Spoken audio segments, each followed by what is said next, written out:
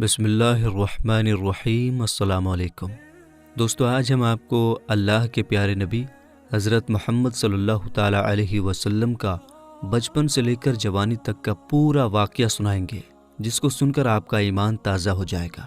اس لیے آپ سے ریکویسٹ ہے کہ ویڈیو آخر تک ضرور دیکھیے گا۔ دوستو، پہلے عرب کے قبیلوں کا جاہلانہ رواج تھا۔ ہر قبیلے کا اپنا اپنا مذہب تھا اور ان سب کے دیوی دیوتا بھی الگ الگ تھے۔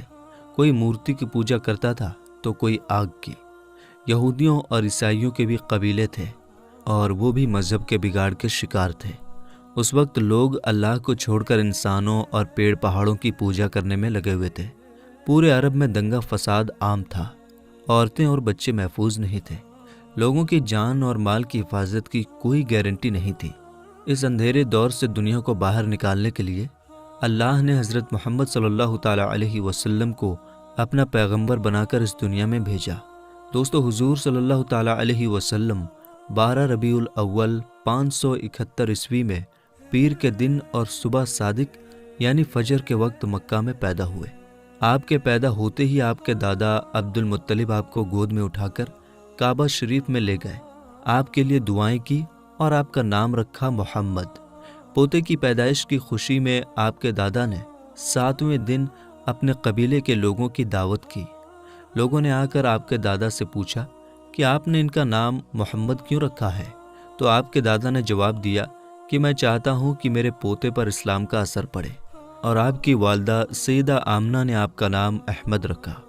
دوستو، پیغمبر حضرت محمد مصطفیٰ صلی اللہ تعالیٰ علیہ وسلم جب پیدا ہوئے تو آپ کی ختنہ پہلے سے ہی کی ہوئی تھی، اور آپ کی آنکھوں میں سرما بھی لگا ہوا تھا، اور آپ کا تمام بدن پاکیزہ تھا۔ جب آپ کے دادا عبد المطلب نے اپنے پوتے کو ختنہ شدہ اور ناف کٹا ہوا پایا تو وہ بہت زیادہ خوش ہوئے اور فرمایا کہ میرا پوتا بڑی نرالی اور بڑی شان والا ہوگا۔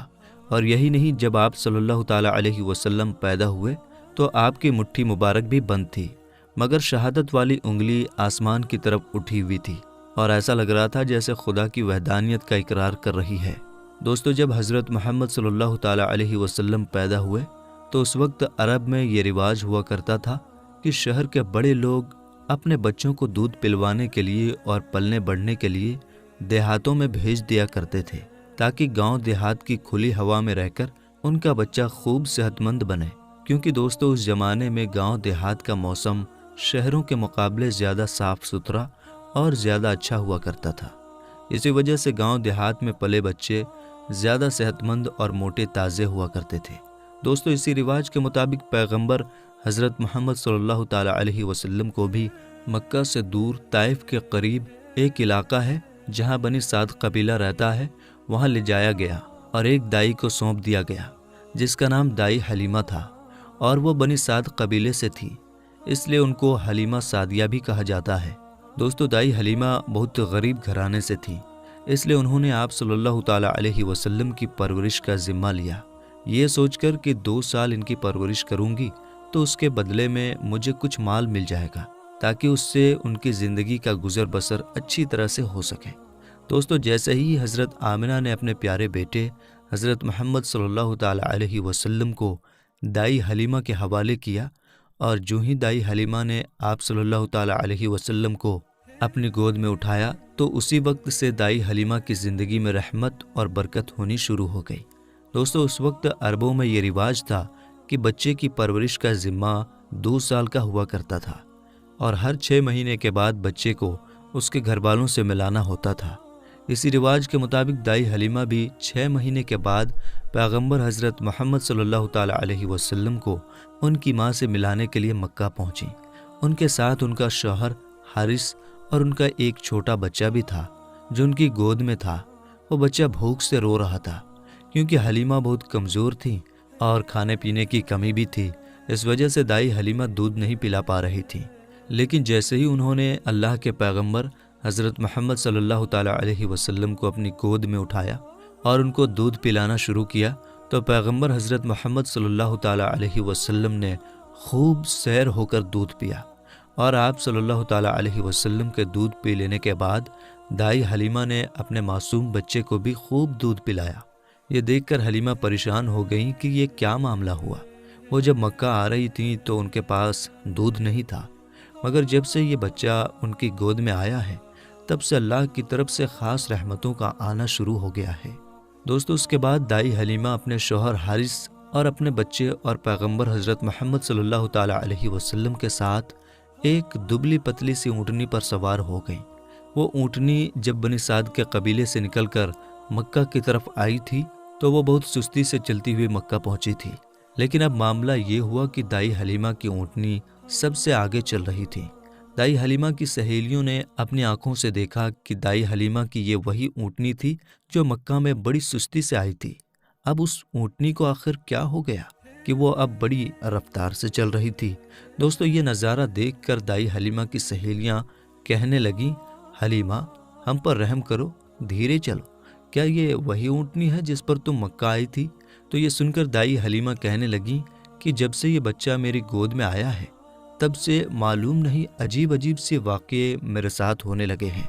دوستو، اس کے بعد دائی حلیمہ کی زندگی میں رحمتوں اور برکتوں کا سلسلہ چلتا رہا، اور ایسے کرتے کرتے 2 سال پورے ہونے کو آ گئے، یعنی کہ بچے کی پرورش کا ذمہ پورا ہونے کو آ گیا۔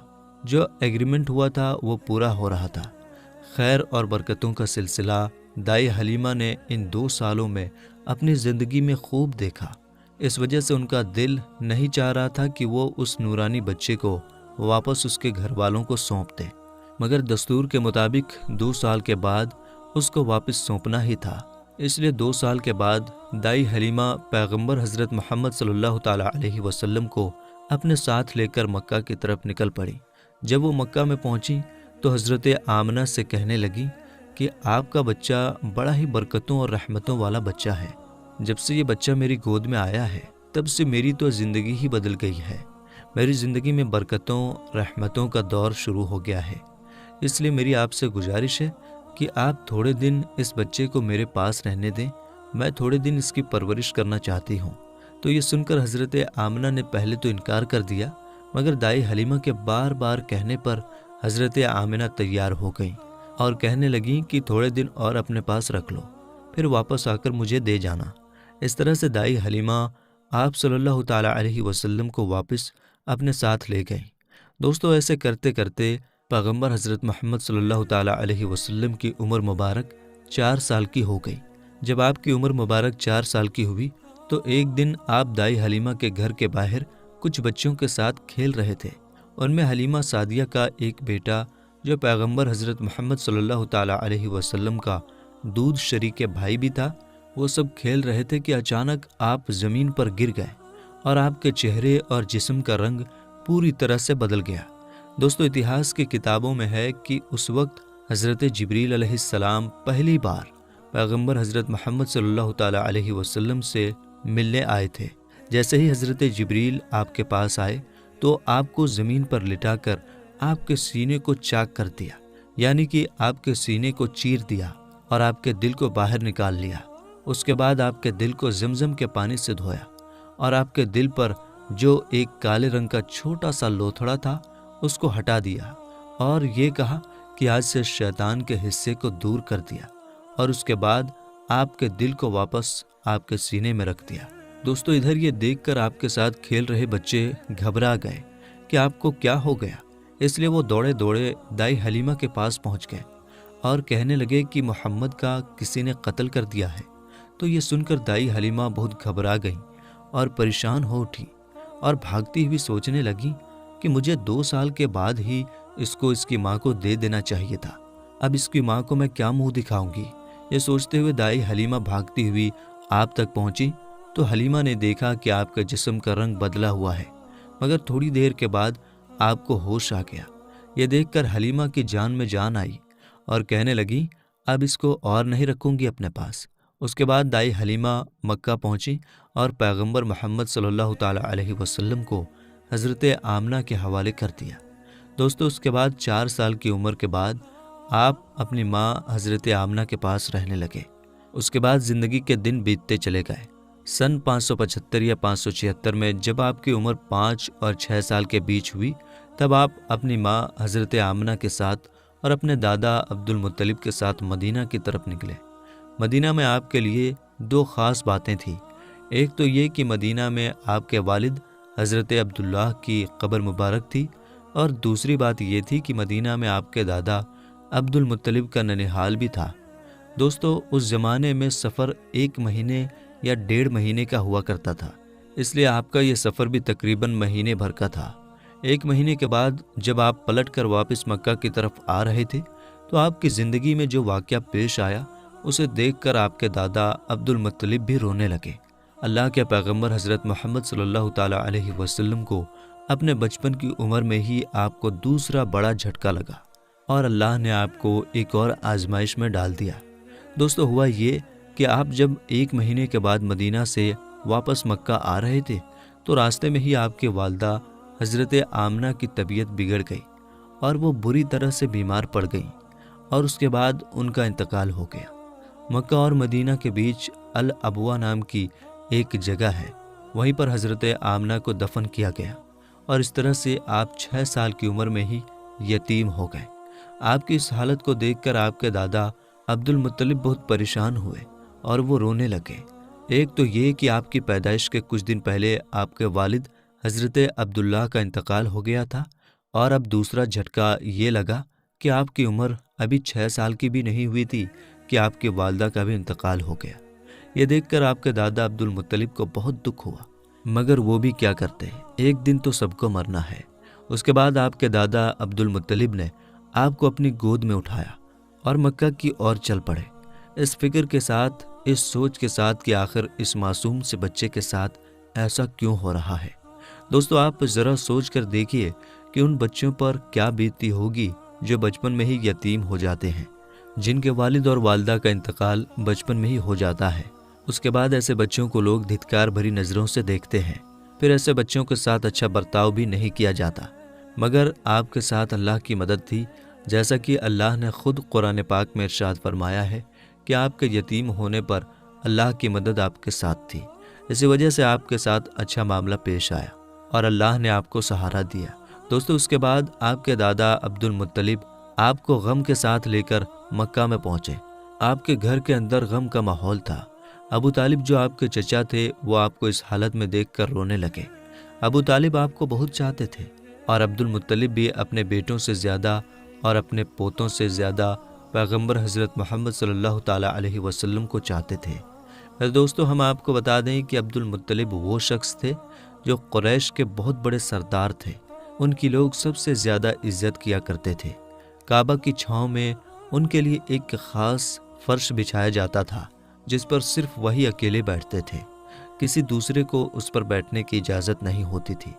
اللہ کے پیغمبر حضرت محمد صلی اللہ تعالیٰ علیہ وسلم ابھی چھوٹے تھے، کھیلتے کھیلتے وہاں پر آ جایا کرتے تھے اور آ کر اس پر بیٹھ جایا کرتے تھے، اور حضرت عبد المطلب کے ساتھ ہی آگے آتے تاکہ ان کو اٹھا کر وہاں سے الگ بٹھا دیا جائے، لیکن عبد المطلب ان کو روکتے تھے اور کہتے تھے کہ یہ میرا پوتا ہے اور اسے بیٹھنے دو۔ پھر آپ کے دادا آپ کے سر پر اور آپ کی پیٹھ پر ہاتھ پھیرتے اور آپ کو اپنے پاس بٹھا لیتے تھے۔ دوستو، کہنے کا مطلب یہ ہے کہ آپ کے دادا عبد المطلب کے دل میں آپ کے لیے محبت کوٹ کوٹ کر بھری ہوئی تھی۔ آپ کی وہ ہر خواہش کا خیال رکھتے تھے، آپ کی ہر ضرورت کو وہ پورا کیا کرتے تھے، آپ کو کسی بھی طرح کی کوئی تکلیف نہیں ہونے دیتے تھے۔ وہ ہمیشہ آپ کو اپنے ساتھ رکھتے، اپنے ساتھ میں گھماتے پھراتے اور ہمیشہ آپ کو خوش رکھتے۔ دوستو، ایسا کرتے کرتے دن بیتتے چلے گئے۔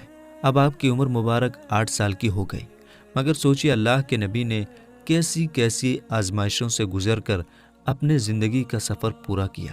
اب آپ کی عمر مبارک 8 سال 2 مہینے 10 دن کی ہوئی تو ایک دن اچانک آپ کے دادا عبد المطلب کا بھی انتقال ہو گیا۔ مرتے وقت آپ کے دادا نے آپ کی پرورش کا ذمہ ابو طالب کو سونپ دیا۔ ابو طالب آپ کے سگے چچا تھے۔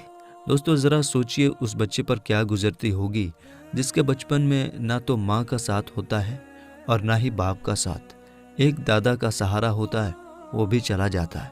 اس کے بعد آپ کی پرورش کا ذمہ آپ کے چچا ابو طالب اٹھاتے ہیں۔ دوستو، اس کے بعد ابو طالب نے آپ کو سہارا دیا، آپ کی ہر طرح سے حفاظت کی، آپ کی دشمنوں سے، تلوار سے، ہر طرح سے آپ کو محفوظ رکھا اور آخری سانس تک آپ کی مدد کرتے رہے۔ حالانکہ ابو طالب پیسے والے نہیں تھے، پھر بھی آپ کو کسی بھی بات کی کمی محسوس نہیں ہونے دی۔ آپ جس بھی چیز کی خواہش کرتے تھے آپ وہ پوری کر دیتے تھے۔ میرے دوستو، اس کے بعد دن بیتتے چلے گئے۔ ابو طالب جب بھی کسی سفر پر جاتے تو آپ حضرت محمد صلی اللہ تعالیٰ علیہ وسلم کو اپنے ساتھ لے کر جاتے، کیونکہ اس زمانے میں سفر بہت لمبا ہوا کرتا تھا، 1-1.5 مہینے کا سفر ہوتا تھا، اور ابو طالب نہیں چاہتے تھے کہ یہ معصوم سا بچہ جس کے نہ والد نہ والدہ کا سہارا ہے، نہ کوئی دادا کا سہارا ہے، اس کو کسی اور کے بھروسے چھوڑ کر جاؤں اور اس کو تکلیف ہو۔ دوستو، ایک بار ابو طالب اپنے قافلے کے ساتھ ملک شام کی طرف تجارت کے لیے روانہ ہوئے۔ یاد رکھیں، پہلے عرب میں جو لوگ تھے، خاص کر کے قریش کے لوگوں کا امپورٹ ایکسپورٹ کا بزنس تھا، یعنی کہ وہ ایک جگہ سے سامان خریدتے تھے اور دوسرے جگہ پر لے جا کر اس کو بیچ دیتے تھے۔ اس طرح سے وہ لوگ سامان خریدتے اور بیچتے تھے۔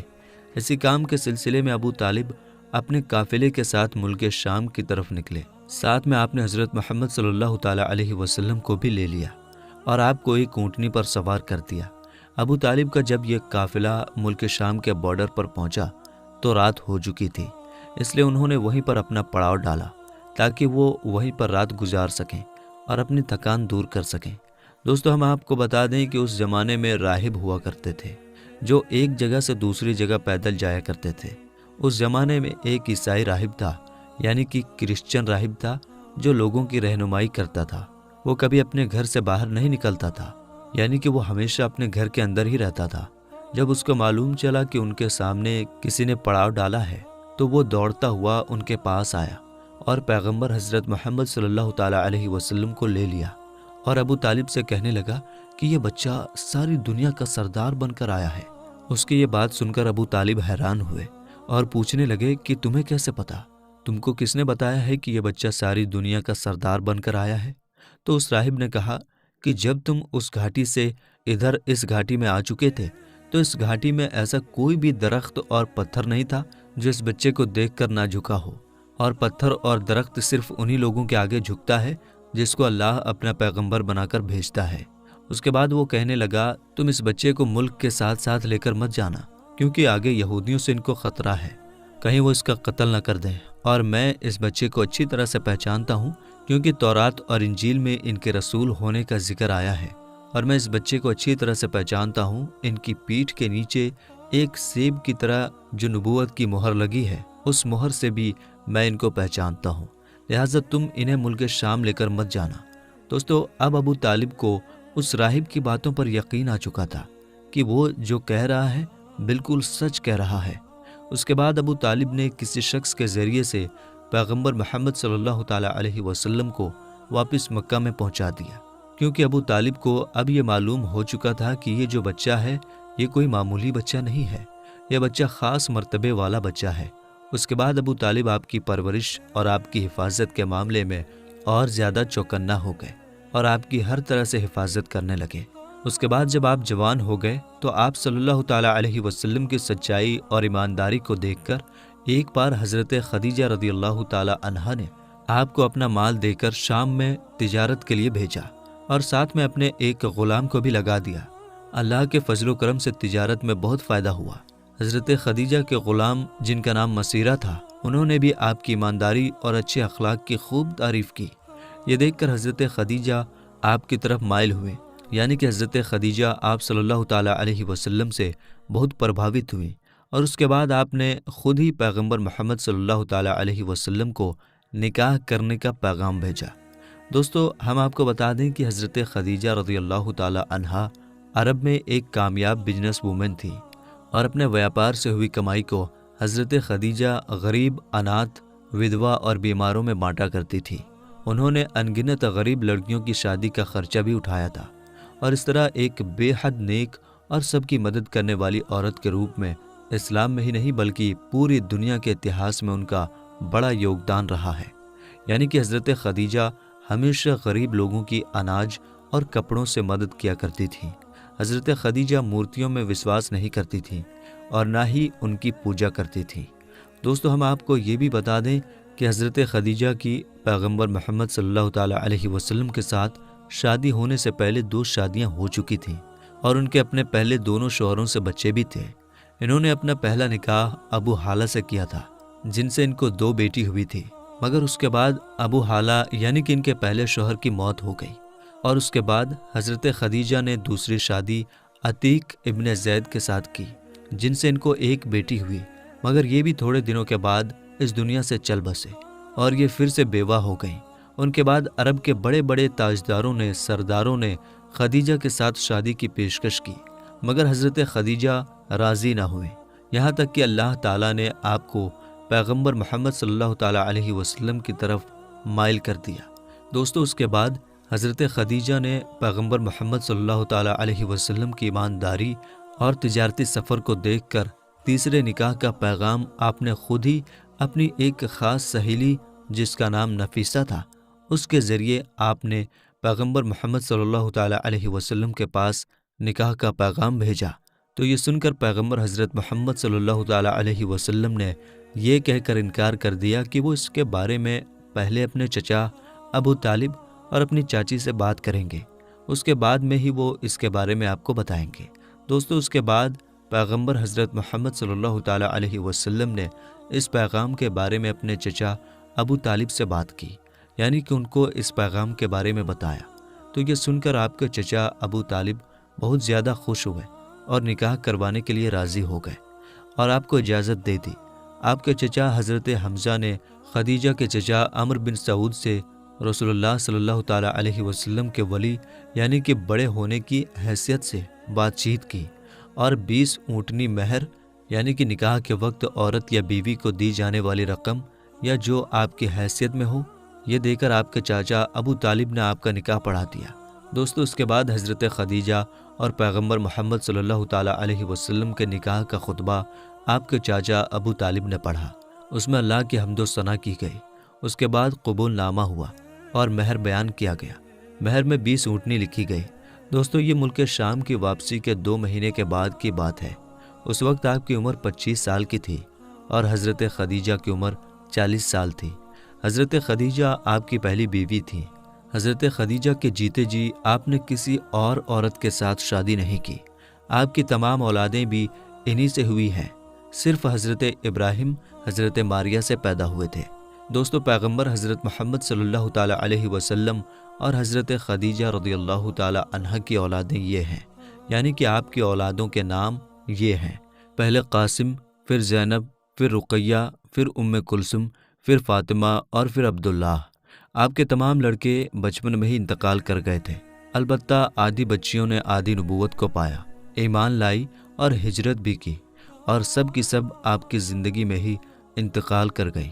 صرف حضرت فاطمہ رضی اللہ تعالیٰ عنہا آپ کے اس دنیا سے پردہ فرما جانے کے 6 مہینے بعد اس دنیا سے رخصت ہوئیں۔ حضرت خدیجہ رضی اللہ تعالیٰ عنہا آپ کی پہلی بیوی ہیں۔ جب آپ صلی اللہ تعالیٰ علیہ وسلم پر پہلی آیت نازل ہوئی تو رسول اللہ صلی اللہ تعالیٰ علیہ وسلم نے سب سے پہلے آپ کو بتایا۔ اسلام قبول کرنے والی میں حضرت خدیجہ پہلی خاتون ہیں۔ اسلام کو پھیلانے میں نہ صرف آپ نے ساتھ دیا بلکہ مالی طور پر بھی آپ نے بڑھ چڑھ کر حصہ لیا۔ دوستو، پیغمبر حضرت محمد صلی اللہ تعالیٰ علیہ وسلم حضرت خدیجہ رضی اللہ تعالیٰ عنہا سے بہت محبت کیا کرتے تھے، اور ان کے ہوتے ہوئے یعنی کہ حضرت خدیجہ کے جیتے جی آپ نے دوسری شادی نہیں کی تھی۔ حضرت خدیجہ اور پیغمبر محمد صلی اللہ تعالیٰ علیہ وسلم کا ساتھ تقریباً 25 سال تک رہا۔ اللہ کے پیغمبر حضرت محمد صلی اللہ تعالیٰ علیہ وسلم نے فرمایا کہ خدیجہ دنیا کی بہترین عورتوں میں سے ہے۔ آپ رضی اللہ تعالیٰ عنہ کی وفات کے بعد بھی پیغمبر حضرت محمد صلی اللہ تعالیٰ علیہ وسلم اکثر آپ کو یاد کیا کرتے تھے اور آپ کی سہیلیوں کو ہدیہ بھجواتے رہتے تھے۔ دوستو، پیغمبر حضرت محمد صلی اللہ تعالیٰ علیہ وسلم کی تمام اولادیں یعنی کہ آپ کے 6 بچے حضرت خدیجہ سے ہی ہیں، سوائے حضرت ابراہیم رضی اللہ تعالیٰ عنہ کے۔ حضرت خدیجہ کی قبر مبارک جنت المعلیٰ مکہ میں ہے۔ جس سال حضرت خدیجہ رضی اللہ تعالیٰ عنہا اور آپ کے چاچا ابو طالب کا انتقال ہوا تھا، اس سال کو آپ نے غم کا سال قرار دیا۔ میرے دوستو، اعلان نبوت سے پہلے اللہ کے پیغمبر حضرت محمد صلی اللہ تعالیٰ علیہ وسلم کچھ کھانے پینے کا سامان اپنے ساتھ لے کر غار حرا کی پہاڑی پر چلے جایا کرتے تھے اور وہاں جا کر اللہ کی عبادت کرتے تھے، یعنی کہ اللہ کی عبادت میں مشغول رہتے تھے۔ یہ سلسلہ کافی دنوں تک ایسے ہی چلتا رہا، یعنی کہ کافی دنوں تک آپ اسی طرح سے غار حرا کی پہاڑی پر جا کر اللہ کی عبادت کرتے رہے۔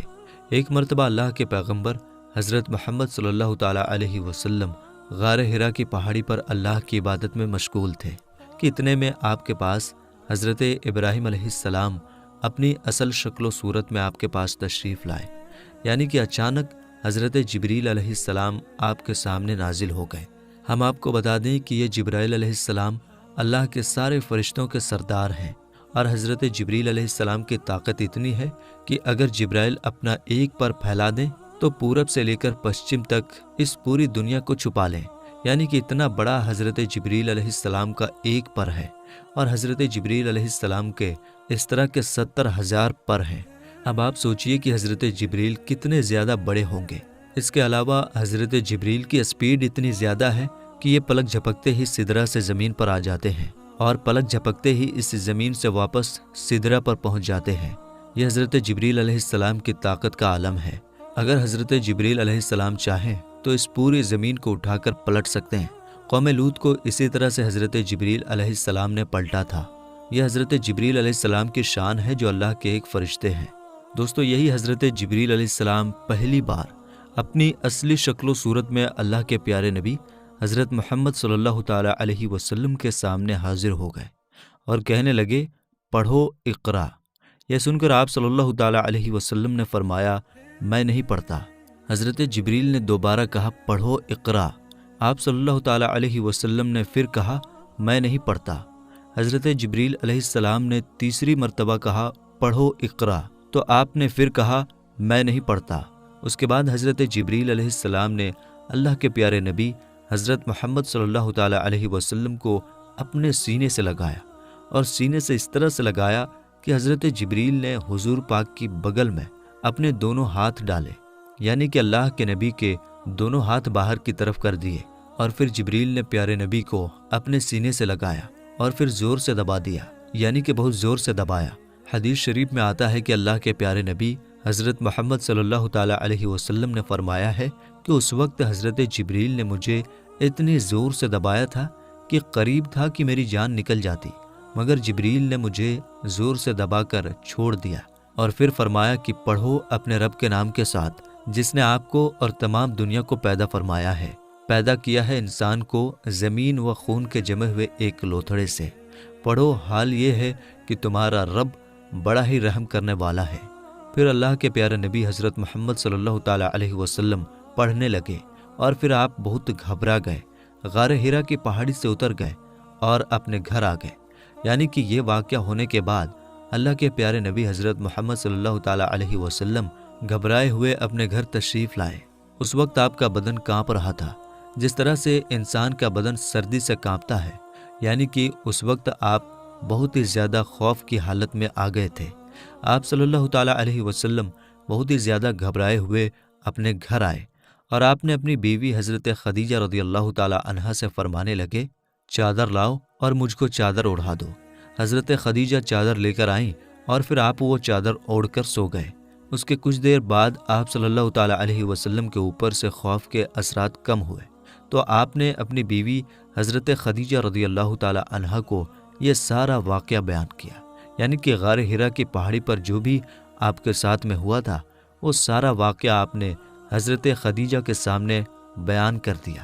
یہ واقعہ سن کر حضرت خدیجہ نے فرمایا کہ آپ کے اوپر یہ کوئی شیطانی کام نہیں ہو سکتا ہے، کیونکہ آپ نے تو ہمیشہ غریبوں کی مدد کی ہے، آپ نے تو ہمیشہ بیواؤں کو سہارا دیا ہے، آپ تو ہمیشہ یتیموں کے سہارے بنے ہو، آپ نے ہمیشہ بے سہارا لوگوں کی مدد کی ہے، اس لیے آپ کے ساتھ میں اللہ تعالیٰ کبھی کچھ غلط نہیں ہونے دے سکتا، آپ کو اللہ کبھی اس طرح سے ضائع نہیں کرے گا۔